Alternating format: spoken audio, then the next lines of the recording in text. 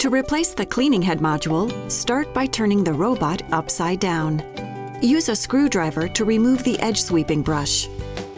Loosen the 5 screws that secure the bottom cover.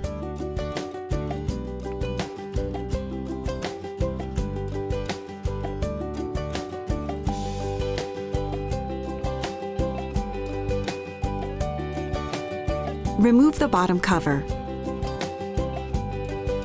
Press the bin release button to remove the bin. Loosen the 4 screws that retain the cleaning head module.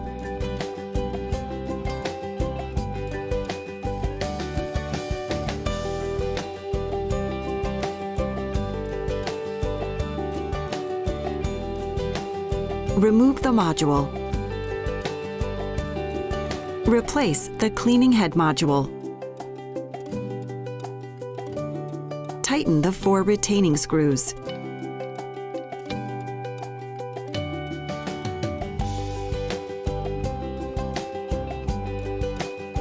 Install the bin.